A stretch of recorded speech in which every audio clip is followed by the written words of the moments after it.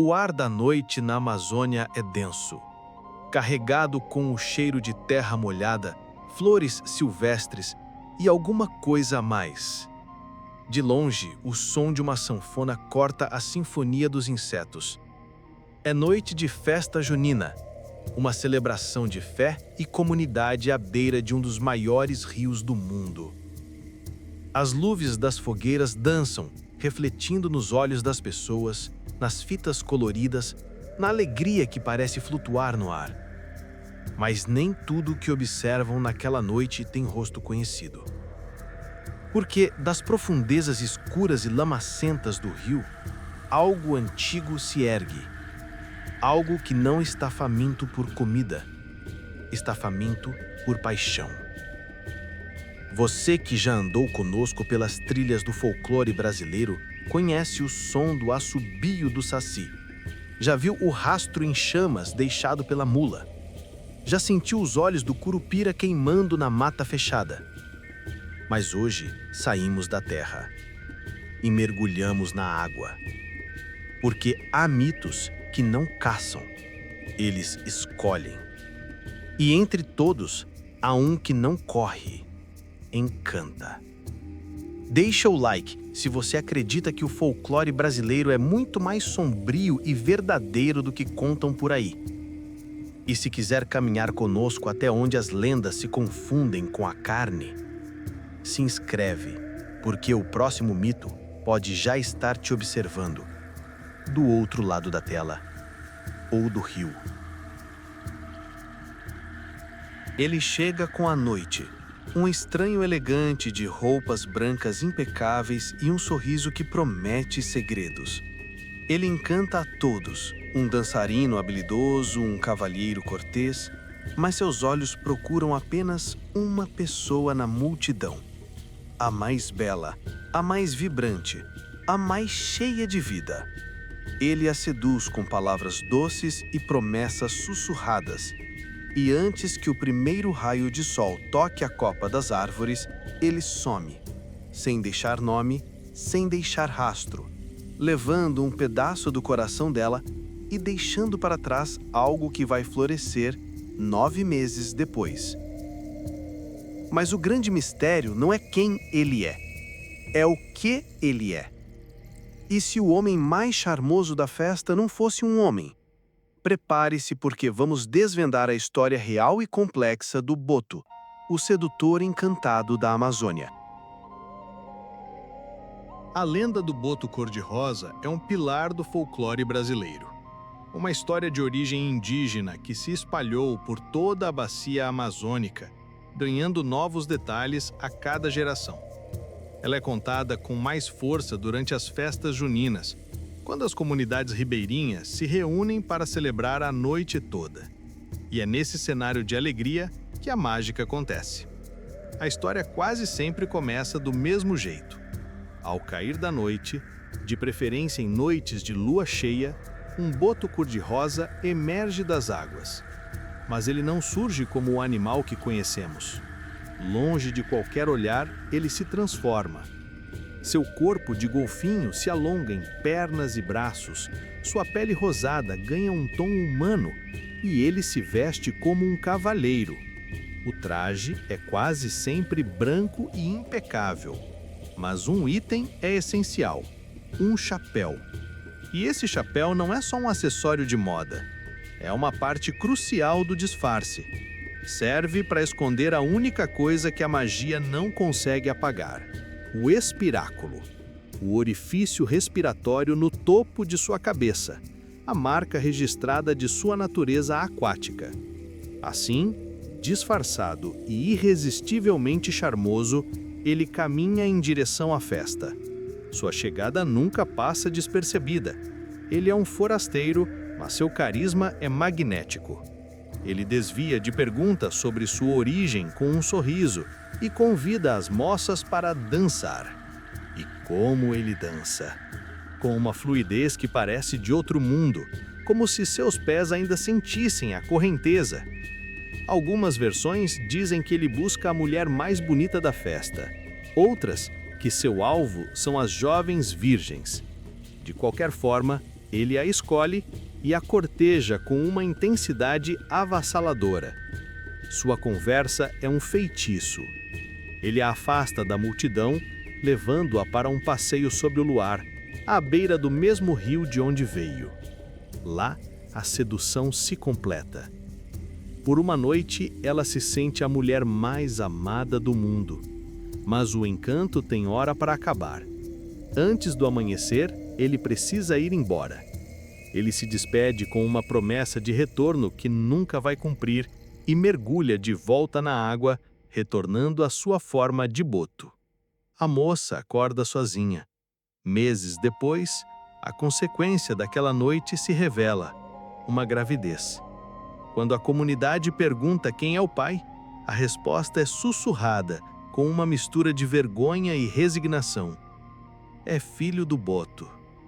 Mas será que ela acreditava mesmo nisso? Ou era só o jeito mais suportável de contar o que não podia ser dito? Se essa história te lembrou alguém, uma conversa antiga ou um silêncio que nunca virou palavra, comenta. No fundo, as lendas são o que sobra quando a verdade não tem para onde voltar. Por mais fantástica que pareça, essa lenda é muito mais do que uma simples história. Ela é um poderoso espelho das estruturas sociais e morais das comunidades isoladas da Amazônia. Por séculos, a história do boto foi uma ferramenta de controle social, por vezes cruel. Em sociedades profundamente tradicionais, uma gravidez fora do casamento era um estigma terrível. A figura do boto oferecia uma explicação sobrenatural para algo bem humano. Culpar uma entidade mágica irresistível desviava a responsabilidade. Era mais fácil acreditar que uma moça foi enfeitiçada do que encarar a realidade de um relacionamento proibido, de um pai ausente ou, em casos mais sombrios, de uma violência que precisava ser silenciada. Quantas histórias ficaram sem nome só para não quebrar o encanto? A lenda tinha múltiplas funções. Era um aviso para as jovens. Cuidado com estranhos charmosos e paixões de uma noite, pois elas podem te deixar sozinha com consequências para a vida inteira. Mas mais do que isso, ela funcionava como um mecanismo de absolvição. O pai não era um homem da comunidade que fugiu. Era um ser encantado, inatingível, que voltou para o seu mundo. A estrutura patriarcal permanecia intacta e o peso ficava com ela. A criança carregava o nome e o fardo, filho do boto, um rótulo com o brilho do mito e a sombra da ilegitimidade. Para muitos povos tradicionais da Amazônia, a fronteira entre humanos, animais e espíritos é fluida. Um boto virar homem não é absurdo. É parte de um mundo onde o espiritual e o material se entrelaçam.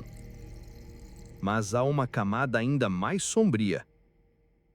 Alguns pesquisadores sugerem que o boto, esse homem branco, bem vestido, que encanta e desaparece, seja uma memória simbólica do período colonial, uma representação do colonizador que chegava, seduzia ou violentava mulheres indígenas e partia, deixando rastros de abandono. A lenda, nesse caso, não é apenas um mito. É uma crônica encharcada de silêncio.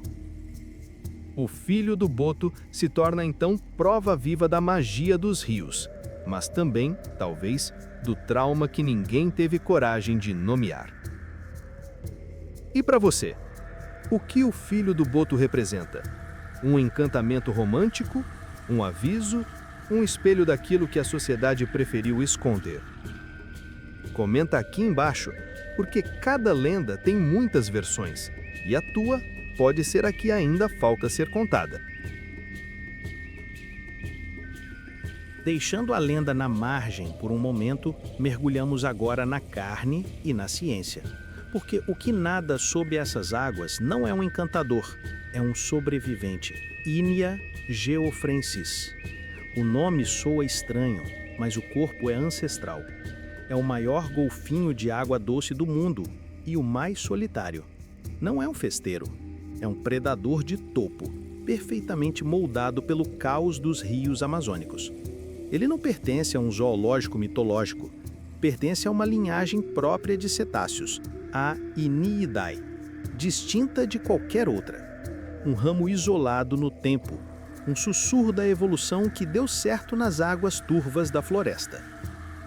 E aquela cor rosa que o tornou símbolo não é fantasia, é resultado da vida deixando marcas. Os filhotes nascem cinzentos, quase discretos, mas com os anos e com as batalhas, a pele se transforma. Acredita-se que o tom rosado vem da fina rede de vasos sanguíneos sobre a pele, revelada pelas cicatrizes de choques, encontros, disputas. Os machos mais beligerantes costumam ser mais rosados, não porque são mais belos, mas porque sangram mais. Mas o mais fascinante está no que ele faz com o que tem. Suas vértebras cervicais, ao contrário dos golfinhos marinhos, não são fundidas. Ele pode virar o pescoço quase como um réptil, em ângulos improváveis. Isso o torna mestre da floresta alagada. Enquanto os outros seguem em linha reta, ele navega o labirinto. Seus olhos? Pequenos. Em um mundo de água turva, enxergar é privilégio inútil. O boto não vê, ele escuta a forma do mundo. Com seu sonar natural, um sistema de ecolocalização de altíssima precisão, ele emite cliques agudos e interpreta o eco. Cada onda sonora volta com informações. Onde está o peixe, o galho, o perigo. O boto constrói um mapa invisível, em tempo real. Caça mais de 50 espécies diferentes e o faz quase sem errar. E, diferente do sedutor da festa, esse boto é reservado. Não dança com todos, não sorri para multidões, costuma viver sozinho ou em pares, mãe e filhote. Mas a sua solidão diz muito, porque onde há boto saudável, há rio saudável. E quando ele desaparece, algo mais grave já começou. O boto cor-de-rosa não é apenas um animal, é um termômetro de vida, uma sentinela silenciosa. Um guardião que ninguém nota, até ser tarde demais. E se tudo isso te impactou mais do que a lenda, comenta aqui embaixo. Você achava que conhecia o boto ou só conhecia o que a lenda deixou escapar? E é aqui que a história deixa de ser lenda e vira luto. A mesma narrativa que fez do boto um ícone nacional também o condenou ao esquecimento. A fama de ladrão de mulheres não o tornou só sedutor, tornou-o culpado. Por décadas, esse rótulo justificou perseguições, chacinas, abates em silêncio. Mas nada se compara ao que o persegue hoje. A ameaça mais cruel é feita de ganância e anzol. Pescadores ilegais matam o boto para usá-lo como isca. Sua carne e sua gordura são jogadas nas águas para atrair um peixe necrófago, a piracatinga, um comedor de restos, um guardião milenar trocado por carniça. Estudos em regiões afetadas revelam algo mais sombrio que a lenda. A cada década, populações inteiras de botos estão sendo cortadas pela metade. A segunda lâmina é invisível. Chama-se mercúrio. Derivado do garimpo ilegal, esse metal pesado escorre pelas veias do rio e sobe na cadeia alimentar. O boto, sendo predador de topo, acumula o veneno e carrega dentro do corpo a sentença. Pesquisas em bacias hidrográficas mostram níveis alarmantes de contaminação em praticamente todos os indivíduos analisados. O mercúrio afeta o cérebro, o sistema reprodutivo, a energia vital. Ele enlouquece o animal antes de matá-lo. E a terceira ameaça é o fim do mundo que ele conhece. Barragens cortam o fluxo dos rios como cicatrizes no corpo da floresta.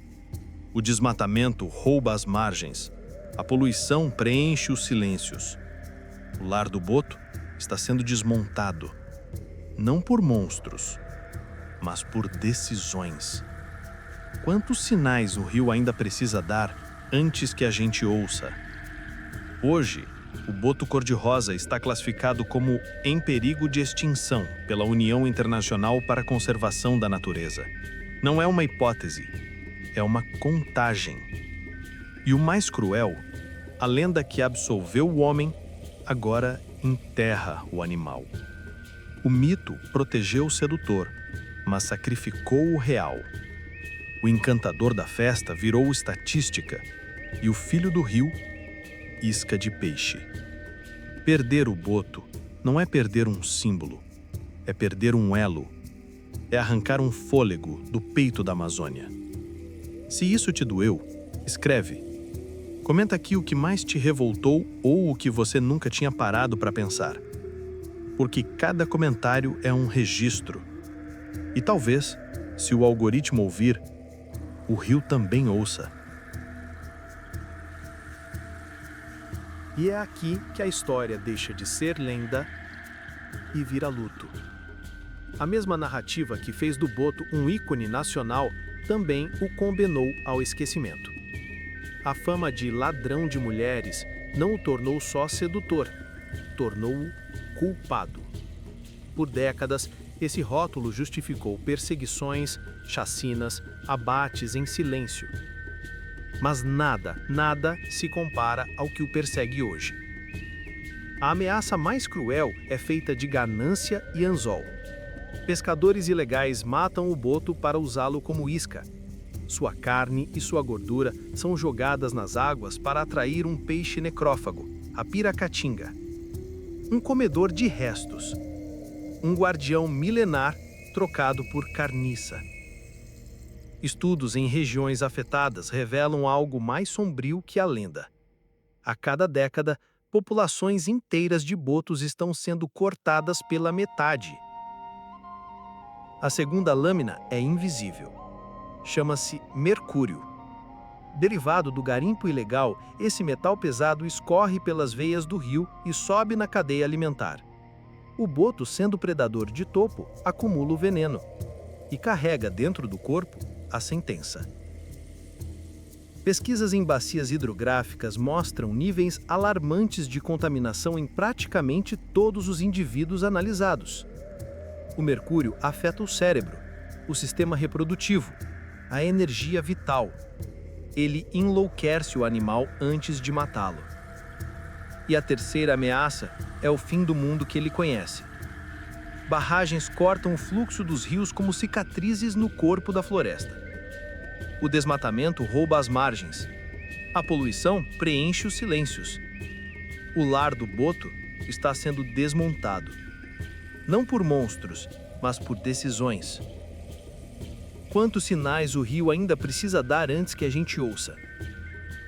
Hoje, o boto cor-de-rosa está classificado como em perigo de extinção pela União Internacional para a Conservação da Natureza. Não é uma hipótese, é uma contagem. E o mais cruel, a lenda que absolveu o homem agora enterra o animal. O mito protegeu o sedutor, mas sacrificou o real. O encantador da festa virou estatística. E o filho do rio, isca de peixe. Perder o boto não é perder um símbolo, é perder um elo. É arrancar um fôlego do peito da Amazônia. Se isso te doeu, escreve. Comenta aqui o que mais te revoltou ou o que você nunca tinha parado para pensar. Porque cada comentário é um registro. E talvez, se o algoritmo ouvir, o rio também ouça.